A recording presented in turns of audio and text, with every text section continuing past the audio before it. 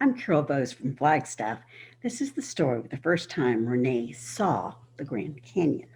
I drove her to the canyon to do her paperwork for her new bus driving job there because I knew the park, but she'd never been.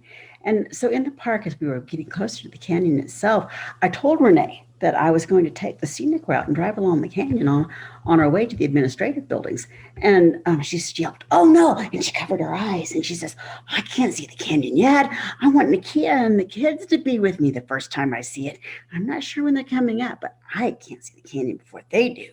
The problem is the bus route that Renee was going to be driving wiggled right along the edge of the canyon, and trying to not see this enormous 250-mile long canyon, 3 miles wide, as you drive right along beside it would be impossible. And I tried to explain this to her, but she just put on her stubborn face. You know the one.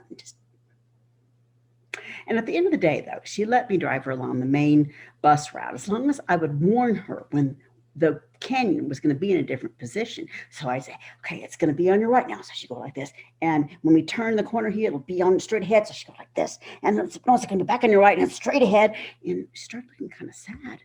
And finally I parked and I said, "Sister, you can't not see the canyon while you're driving the bus.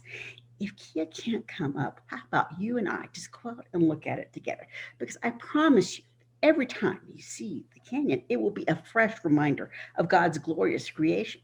So we went and looked, and pictures don't do it justice, but her eyes got big, and her smile started growing, and she started going, "Wow, wow, wow."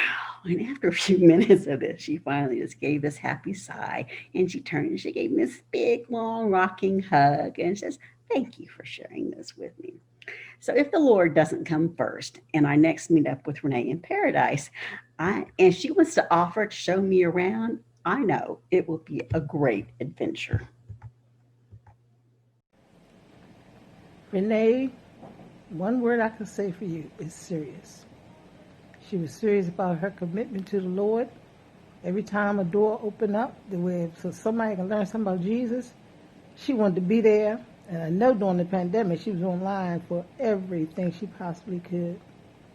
She was serious about her Bible class. I declare, that sister dug deep into the scripture just so she could help us learn some things. I love it. I love it.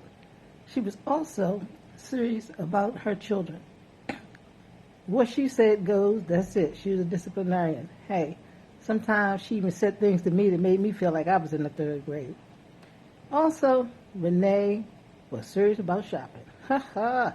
Before Amazon and all these little UPS things, boy, we would finger hunt, not HGTV, HSN, and the other one, we would shop. We would do that shopping. Renee was serious about traveling. Then she took it to another level. Not only did she travel, she traveled and stayed years on end. What can I say? Renee loved to sing. She was serious about her singing. We tried to get her to join that group. She said, too much drama. I ain't fooling with y'all. You know, guess what? She was serious about what she did.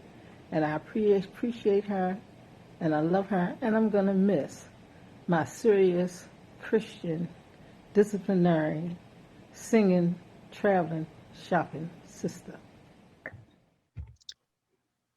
Hello, I'm Karen Burdorf from Flagstaff, Arizona. First, I want to offer my condolence to all of Renee's family members. Also, I want to thank Nakeia for the opportunity to speak regarding my dear friend. I'm very aware of Renee's deep, unfaltering love of the Lord's Word and teachings. She studied, taught, and followed His Word. When Renee and I would be together in Flagstaff, we always had a great time. Quite often it was after services at church, and we would go somewhere and have lunch, or there were many occasions where I was invited to her and Nakeia's home to share their lunch. But we always had a lot of laughs and great times, even at the laundromat when she was doing her laundry. Several months ago, she asked if she could stay at my home. God willing, her health would allow her to make the trip. Immediately, with no hesitation, my reply was, "Anytime, my sister."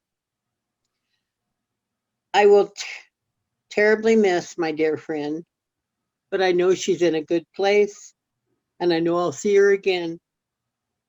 I will close in her fashion. She never said goodbye. It was always later, and later, I know we will meet again. Hello, my name is Danny Thomas, and I became to know Rene around December 2008 when we both showed up for bus driver training in Flagstaff, Arizona. As I entered the bus admin offices near Northern Arizona University, I took a seat in the lunchroom area. There was me and there was Rene, sweet Rene. I introduced myself to Rene and she to me. We chatted and really got to know each other in such a short period of time, and I knew she was some kind of special lady and loved and spoke about the Lord often. We grew to be close friends, and whenever she spoke on or Facebooked, we always said, "I love you," to each other at the end of our conversations. Sweetie Rene, as I called her, I am so sad that you are not physically with us anymore on this earth, but will always be etched in our hearts. And I will remember Matthew 5:4, "Blessed are these who mourn, for they will be comforted." I love you, Rene. You're going to be missed, and you'll forever be etched in my heart.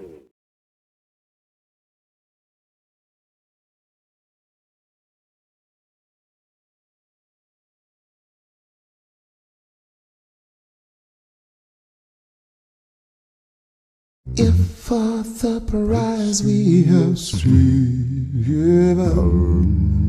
after our labors are out, then rest to our souls will be given on that eternal shore at the home of the soul. Blessed King, we will be free from all cares, and wherefore let no night in the storm we are sighing for thee.